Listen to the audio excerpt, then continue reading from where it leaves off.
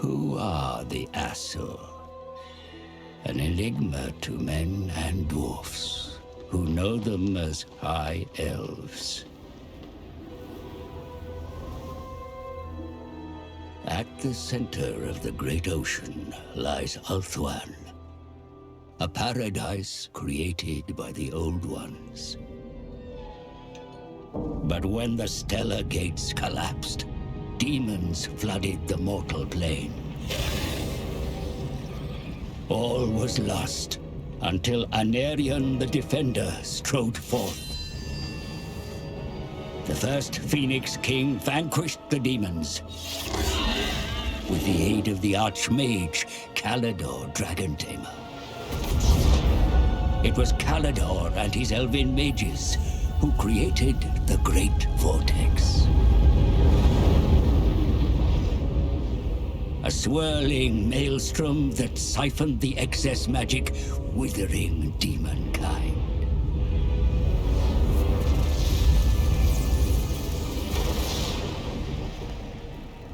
With the world purged of chaos, the elves took it upon themselves to become guardians and stewards.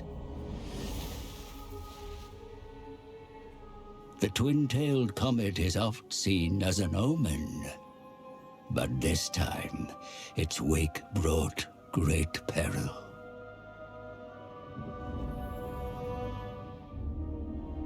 The dragon with two tails flies lower than before. Its trail disturbs the vortex. I have felt a change in the winds of magic. Then right it, brother. Lead the mages of Safari. Bring all in the White Tower to bear if you must. Such lore is currently beyond us. I suggest a scrying ritual in the pool of Isha. It may provide us with the answer. Such a ritual requires fragments of fallen waystones. Far more than we have. Then we find more. Make ready your ritual, Loremaster Talarian.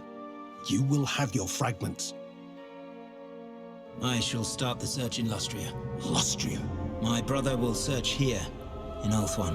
Why do you care so much about the greater world? Why do you not? Stay here, brother. Protect Ulthuan. But I venture beyond our borders. And while you meddle in far-flung continents, I will ensure you have a home to return to.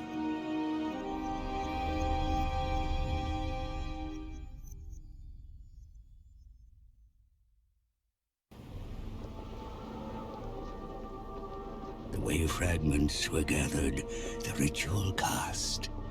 Arcane power lit Ulthuan's skies.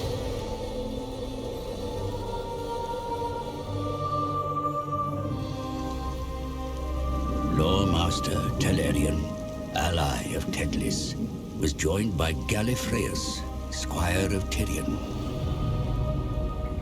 They would be the prince's eyes as the goddess Isha revealed her prophecy. The Loremaster and squire saw the Isle of the Dead wreathed in fire, the vortex gone.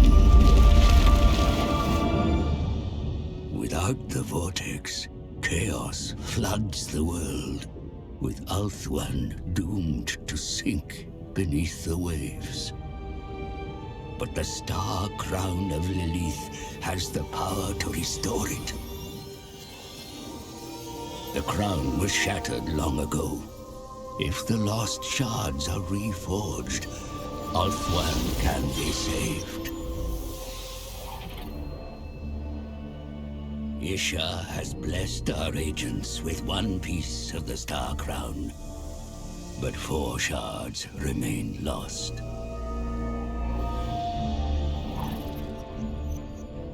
Talarian suggests invoking the spirits of the Phoenix Kings, for who better than a king to find a crown?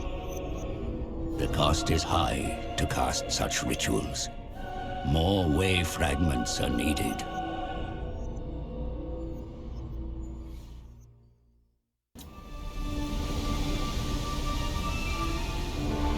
Finnabar the Seafarer, the reigning Phoenix King, was called upon to reveal the second shard of the Star Crown. The wave fragments are cast so the tides move at the seafarer's command.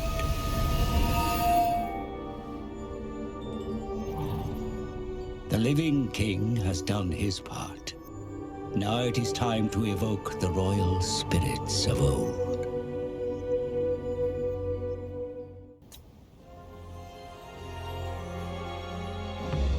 Bel Cordadris, the Scholar King. His knowledge bequeathed to those who searched, including where the third shard lay, and how to slay the worm that hoarded it. Be gone, servant of chaos! Strike, Gallifreyus!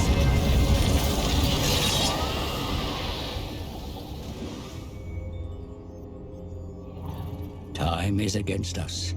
There are others that perform their own rituals of dominance over the vortex.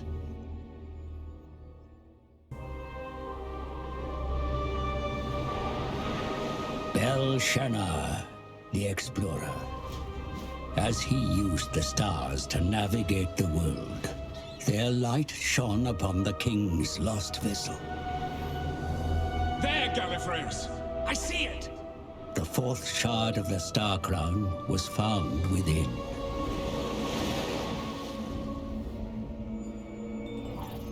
Thanks to the Phoenix Kings, the Star Crown is near complete.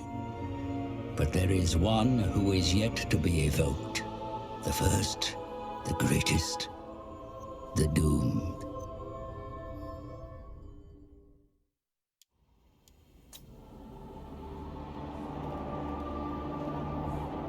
Anarion the Defender, the first Phoenix King. It is inevitable that the fifth and final shard of the Star Crown is found upon the sword that doomed the Asso.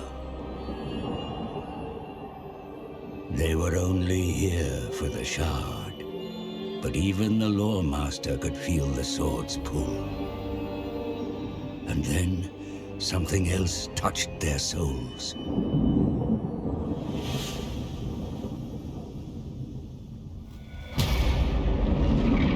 The fabric of reality was torn. From the realm of ruin, the Skaven's horned god mocked its prey and revealed his plan.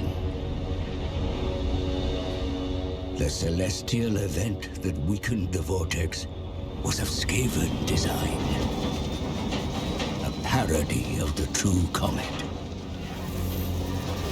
The Council of 13, the Rat Men's highest authority, were architects of this grand manipulation.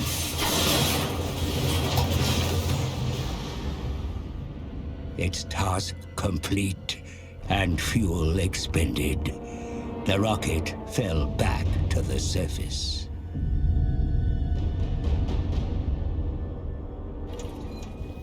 When the wreckage was discovered, its purpose remained unclear until now. It was the catalyst to weaken the vortex and goad the other races into action. They knew the Asso would seek to bolster the failing vortex, but they were ready. Every ritual cast, the magic was stolen, absorbed into the Horned Rat's bell. Now soaked in ritual power, the bell will be moved to Ulthuan's heart.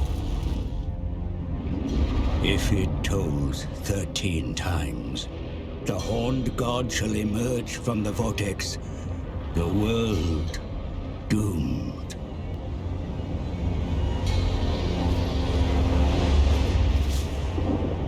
Then the god was gone, but in its place came a swarm of his children.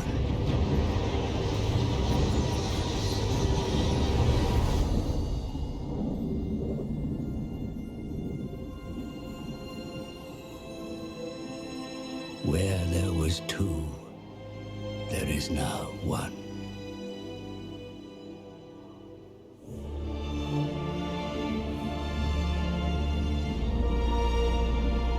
Is that enough to make a difference?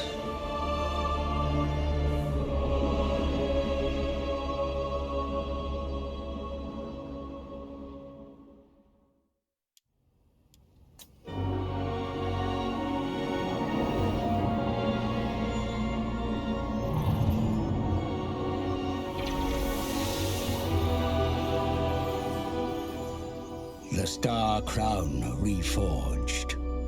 But the crown alone is not enough.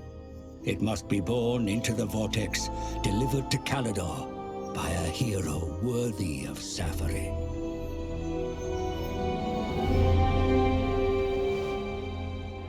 And yet the chittering Skaven lurk, defiling Ulthuan, awaiting the Horned One's arrival.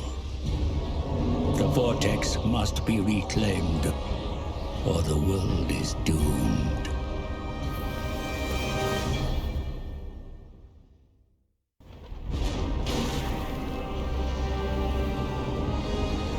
A horned god banished. Vermin purged from the island's shores. Ulthuan's defenders are brothers in arms again.